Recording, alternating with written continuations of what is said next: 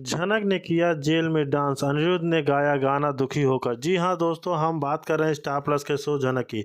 तो दोस्तों, आगे बढ़ने से पहले अगर आप इस चैनल पर नए हैं तो इसे सब्सक्राइब कर दीजिए, साथ ही बेल आइकन दबाना ना भूलें। वीडियो अच्छा लगे तो इसे लाइक जरूर कीजिएगा। चलिए आगे बढ़ते हैं दोस्तों, कि जैसे कि झनक शो की स्टार प्लस के झनक शो में आज के नए प्रोमो में हमें देखने को मिला कि जेल में सभी औरतें झनक को परेशान कर रहे हैं और वह झनक को वहाँ डांस करने के लिए कहते हैं, लेकिन वहाँ कोई भी गाना नहीं बजता, जिसकी वजह से झनक डांस नहीं करती कि तभी उसे अनिरुद्ध के गाने की आवाज़ आती है, जहां अनिरुद्ध झनक की याद में गाना गा रहा है, जिसमें इमोशनल होकर झनक भी जेल में डांस करती है और वह बहुत ज़्यादा दुखी है और अनिरुद्ध भी बाहर बहुत ज़्यादा दुखी है और वह कहता है कि झनक ने उसे बहुत दुख दिया है, लेकिन फिर भी वह झनक से बहुत प्यार करता है और वह झनक के साथ अपनी पूरी ज़िंदगी और पूरी लाइफ बिताना चाहता है। और अब शो के आने वाले एपिसोड में यह देखना बहुत ज़्यादा दिलचस्प होगा कि आखिर अनिरुद्ध झनक को कैसे बचा पाता है और उनकी लाइफ क्या मोड़ लेती है झनक के। जी हाँ दोस्तों, जैसे कि हम देख रहे हैं कि झनक की जो है लाइफ बहुत ही ज़्यादा डेंजर में चल रही है, क्योंकि अर्शी और सृष्टि मुखर्जी अपने मिलके उसको फंसाने की कोशिश कर रहे हैं, उसको बचाने के लिए, उसको फंसाने के लिए हर मुमकिन कोशिश कर रहे हैं कि उसको इस जाल में फंसाए रखा जाए कि वो बाहर निकल ना पाए और वो अनिरुद्ध से दूर रहे। लेकिन क्या अनिरुद्ध की लाइफ से दूर हो पाएगी झनक? ऐसा तो नहीं लगता। लेकिन सृष्टि और अर्शी वो तो किसी भी हद तक जाएंगी, इतनी गिरी हुई औरतें हैं कि उनके नाम पे वो कलंक, औरतों के नाम पे कलंक हैं। लेकिन क्या इस सीरियल में यही दिखाया जाएगा कि झनक ऐसे ही इमोशनल फूल होती रहेगी? क्या झनक की लाइफ में कोई आगे का मोड़ नहीं आएगा? क्या झनक और अनिरुद्ध एक साथ हो पाएंगे भी कि नहीं हो पाएंगे? जी हाँ दोस्तों, जैसे कि हम देख रहे हैं कि शो में बहुत ज़्यादा ऐसा ड्रामा चल रहा है कि झनक पर आए दिन नए नए मुसीबतें आती रहती हैं। वहीं दूसरी तरफ झनक चाह के भी कुछ नहीं कर पाती है, वो इतनी सीधी पड़ जाती है कि हर संभव कोशिश की, लेकिन कानून की दीवार के आगे वह बेबस हो गया। झनक कोर्ट रूम से खड़ी थी, उसकी आंखों में आंसू थे, बल्कि एक दृढ़ संकल्प झलक रहा था। पुलिस अधिकारी उसे जेल की ओर ले जा रहे थे और बाहर खड़े लोग तरह तरह की बातें कर रहे थे। देखो, यह वही लड़की है जिस पर चाइल्ड ट्रैफिकिंग का आरोप लगा है। कोई कहता है कैसी भगोरी है, कोई कहता है कि कैसी असलियत। इन कुछ लोगों का तो कुछ समझ में ही नहीं आता। झनक के कानों में यह बातें पड़ रही थी, लेकिन उसने खुद को कमज़ोर नहीं पड़ने दिया। जेल की सलाखों के लिए पीछे बैठे झनक अपने अतीत को याद कर रही थी। उसकी माँ हमेशा कहती थी, बेटा सच के रास्ते पर चलना आसान नहीं होता, लेकिन यह तुम्हें अपनी मंजिल तक ज़रूर पहुँचाएगा। आज उसे अपनी माँ की बातें याद आ रही थी। उसने मन ही मन कसम खाई थी कि वह अपने साथ हुए अन्याय का बदला लेकर रहेगी। दूसरी ओर अनिरुद्ध भी शांत नहीं बैठा था। वह झनक को बचाने के लिए हर संभव प्रयास कर रहा था। उसने अपने वकील से कहा, हमें एक नए सबूत जुटाने होंगे। जानता हूं कि झनक निर्दोष है। तभी एक चौंकाने वाली खबर आई। अर्शी के एक नए बॉयफ्रेंड ने कोर्ट में अपना बयान देने की पेशकश की कि कोर्ट में जब वह बॉयफ्रेंड आया तो माहौल पूरी तरह बदल गया। उसने जज के सामने कहा, झनक निर्दोष है, असली अपराधी अर्शी है। यह सब कुछ उसने अपनी साजिश के तहत किया है। जज के उसे आगे बोलने का आदेश दिया और उसने बताया, अर्शी ने मुझे वादा किया था कि वह अपने पति से तलाक लेकर मुझसे शादी करेगी, लेकिन जब हमारा बच्चा हुआ तो उसने उसे भी अपनाने से इनकार कर दिया। उसने अपने बच्चे को छिपा कर रखा ताकि झनक पर झूठा आरोप लगाया जा सके। पूरा कोर्ट रूम सन्न रह गया। अर्शी की सच्चाई सामने आ चुकी थी। पुलिस अधिकारी ने तुरंत उसकी डीएनए रिपोर्ट मंगवाई और कैसे ही रिपोर्ट जज के हाथ में आई, उन्होंने उसे पढ़कर कहा, इस कोर्ट के अनुसार यह बच्चा अनिरुद्ध का नहीं बल्कि इस व्यक्ति का है। इसका मतलब साफ है कि अर्शी ने अदालत को गुमराह किया। अब अर्शी के चेहरे का रंग उड़ चुका था। वह खुद को निर्दोष साबित करने की कोशिश करने लगी, लेकिन कोई उसकी बात सुनने को तैयार नहीं था। जज ने सख्त लहजे में कहा, अर्शी, आपने न केवल झूठे आरोप लगाए बल्कि एक निर्दोष लड़की की ज़िंदगी भी बर्बाद करने की कोशिश की। इसके लिए आपको कड़ी सज़ा दी जाएगी। अर्शी को उसी वक्त गिरफ्तार कर लिया गया। अनिरुद्ध ने झनक की ओर देखा और उसकी आंखों में पहली बार राहत की झलक दिखी। झनक को न्याय मिल चुका था, लेकिन यह अंत नहीं था। यह उसकी नहीं नई ज़िंदगी की शुरुआत थी। उसने खुद से वादा किया था कि अब अपनी ज़िंदगी अपने दम पर जिएगी, अपने सपनों को पूरा करेगी और कभी भी अन्याय के आगे झुकेगी नहीं। इसके बाद झनक ने अपने डांस करियर पर ध्यान देना शुरू किया। उसने एक बड़ी प्रतियोगिता में भाग लिया जहां उसकी प्रतिभा के से सबको हैरान कर दिखाते हैं। देखते हैं कि झनक का पूरा नाम शहर में गूंजने लगा। उसकी कहानी केवल एक संघर्ष ही नहीं बल्कि एक प्रेरणा बन गई थी। अनिरुद्ध जिसने हमेशा झनक का साथ दिया था, अब उसी सलाफत की देर लाइए। बड़ी माँ बोलती हैं कि सुबह के लिए चाय नहीं बनाकर लाऊंगी क्योंकि उसे बेचारी लड़की झनक को इसने झूठे केस में फंसाया है और मैं ऐसे झूठे इंसान को कभी देखना नहीं चाह सकती। बड़ी माँ बोलती हैं, सुबह तुम 150 तो हो चुके, झनक को जिंदा नहीं देना चाहती तुम न, लेकिन अगर तुम ऐसा करोगे तो तुम्हें साथ ही ऐसा होगा। अब वहीं पर थमी बोलती है, क्या बोल रही हो बड़ी माँ, तुम्हें कुछ समझ में आ रहा है? झनक हमारे घर में कांटा था और वह हमारे घर से निकल चुकी है, हमें तो खुश होना चाहिए, ना तुम उसी की तरफदारी कर रही हो। बड़ी माँ बोलती हैं, झनक की कोई भी गलती नहीं थी, सुबह ने उसे झूठे केस में फंसाया है तुम्हारी। दूसरी तरफ अनिरुद्ध झनक से मिलने गया होता है जेल में, जहाँ पर जाना होता है कि हालत देखकर बहुत ही खराब ज़्यादा हो रोता है। बोलता है कि झनक मैं इस हालत में देख नहीं सकता, कभी भी अर्शी को माफ़ नहीं कर सकता। मेरी गलती यह थी कि मैंने अर्शी को एक्सेप्ट किया।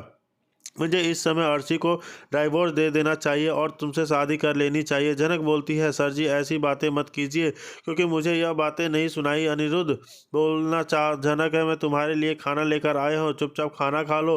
नहीं खाओ, मैंने भी सुबह से कुछ नहीं खाया है, तुम्हारे साथ खाना खाऊंगा। झनक बोलती है, आपको खाना लाने की कोई ज़रूरत नहीं थी, यहाँ पर जो खाना देंगे वही हम खा लेंगे। अनिरुद्ध बोलता है, झनक मैं तुम्हारी बगैर कैसे खा सकता हूँ, तुम सुबह से भूखी हो, चुपचाप यह खाना खा लो। और कमिश्नर साहब से बात कर रहा हूँ, वह तुम्हें जेल से नहीं रहने देंगे। अर्शी ने तुम्हें झूठे केस में फंसाया है और इसका यह मतलब नहीं है कि तुम जेल में रहोगी। अर्शी की तरफ से मैं तुमसे माफ़ी मांगता हूँ। झनक प्लीज़ मुझे माफ़ कर देना, मेरी वजह से आज तुम यहाँ पर हो, इससे सारी गलती मेरी है, मुझे सज़ा मिलनी चाहिए और तुम्हें सज़ा मिल रही है। दूसरी तरफ बिपाशा अपने आप से मिलने आई है और जो होती है जहाँ पर अपने पापा को कुछ पैसे देगी और उसे पापा बोलते हुए, इतने पैसे में मेरा गुजारा नहीं होगा, या तो तुम मेरे साथ चलो या तो उस लड़की को मेरे साथ भेजो जिसके बारे में तुमने बताया था।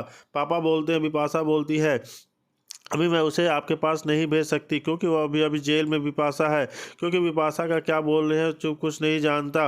अगर तुम वो लड़की जेल में है तो तुम मेरे साथ चलोगी, मैं तुम्हें अपने साथ लेकर काम करना होगा। इन सब दोनों की बातें मीनू सुन लेती है। बिपाशा को देखती है कि वह किसी आदमी से बात कर रही होती है। जी हाँ दोस्तों, वहीं दूसरी तरफ कुछ नहीं बताया था। इसके बाद आदित्य कपूर वह सारे सबूत इकट्ठा करता है और सीधे पुलिस स्टेशन पहुंच जाता है। उसे देखकर पुलिस वाले हैरान रह जाते हैं और उन्हें समझ नहीं आता कि आदित्य कपूर को इस बारे में कैसे पता चला। आदित्य कपूर वहां पर झनक से मिलता है और उससे कहता है कि तुम चिंता मत करो, अब सब ठीक हो जाएगा, मेरे पास तुम्हारी बेगुनाही का सबूत है और मैं इसे पुलिस के दिखाना जा रहा हूँ। तुम बहुत ही जल्द मजबूर लड़की हो और मुझे तुम्हें कुछ भी गलत नहीं किया है। यह कहते हुए आदित्य कपूर झनक को चुप कराने की कोशिश करता है। आदित्य कपूर पुलिस को सारी सीसीटीवी फुटेज और सबूत दिखाता है जिसमें यह साफ साफ नजर आता है कि दोनों नर्सों ने जानबूझकर बच्चे की अदला बदली की थी और झनक को किसी भी बात की जानकारी नहीं दी थी। यह देखकर पुलिस वाले के होश उड़ जाते हैं और उन्हें एहसास होता है कि उन्होंने झनक को बिना वजह गिरफ्तार किया है और वह पूरी तरह निर्दोष है। इसके बाद पुलिस झनक को रिहा कर देती है और झनक खुशी और भावुकता के आदित्य कपूर को गले लगा लेती है क्योंकि उसने उसकी बेगुनाही सबूत साबित कर दी। अब कहानी यहाँ से एक नया मोड़ लेती है और सभी के मन में सवाल उठता है कि क्या झनक अब अपनी ज़िंदगी की नई शुरुआत आदित्य कपूर के साथ करेगी? क्या आदित्य कपूर झनक के लिए वह हमसफर बन पाएगा जो उसे सच्चे दिल से समझेगा?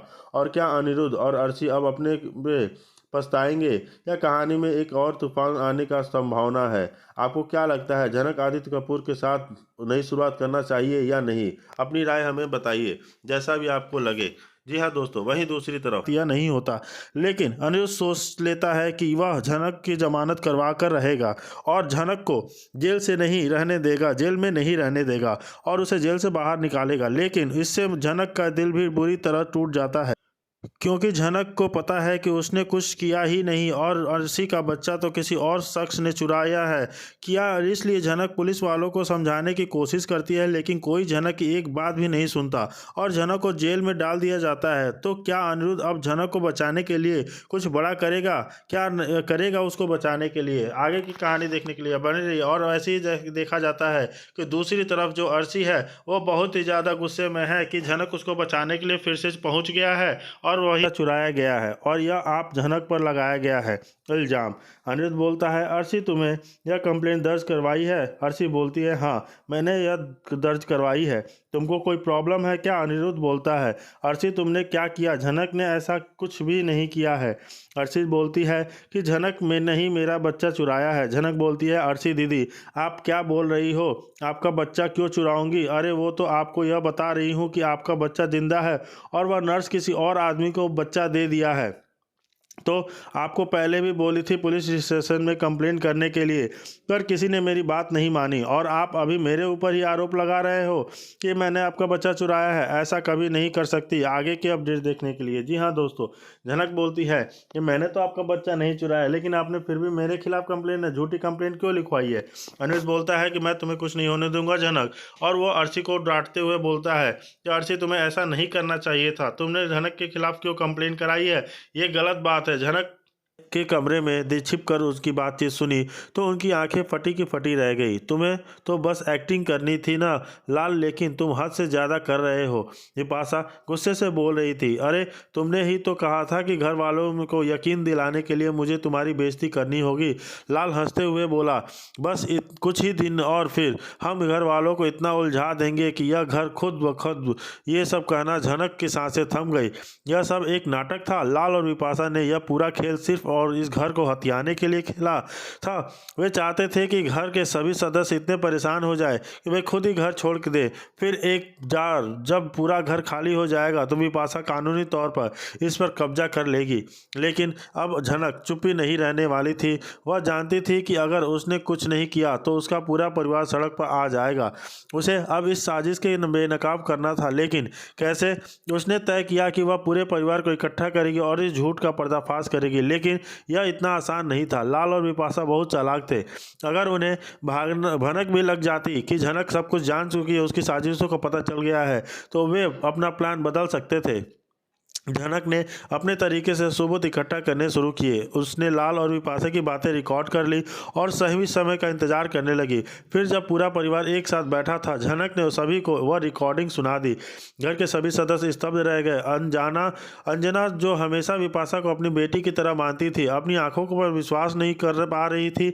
उसने तुमने धोखा दिया, उन्होंने कीमती आवाज़ में सुना। लाल पूछा। विपाशा के चेहरे की हवाइयाँ उड़ गई। वे सफाई देने की कोशिश करने लगे, लेकिन अब बहुत देर हो चुकी थी। घर के सभी लोग एकजुट हो गए और उन्होंने लाल और विपाशा को उसी समय घर से बाहर निकाल दिया जिसे वे हड़पने की साजिश कर रहे थे। विपाशा और लाल का साजिश पर्दाफाश होने के बाद घर के सब कुछ धीरे धीरे सामान्य होने लग गया। झनक ने अपनी बुद्धिमानी और हिम्मत से पूरे परिवार को टूटने से बचा लिया था। अब वह पहले से भी ज़्यादा मजबूत हो गई थी, क्योंकि उसने सीखा था कि सच्चाई को छुपाया जा सकता है लेकिन मिटाया नहीं जा सकता। क्या झनक के इस कदम से उसका परिवार हमेशा के लिए सुरक्षित रहेगा या लाल और विपाशा कोई नई चाल चलेंगे? आगे के अपडेट्स के लिए हमारे साथ बने रहिए। और जैसे कि हम देख रहे हैं कि दूसरी तरफ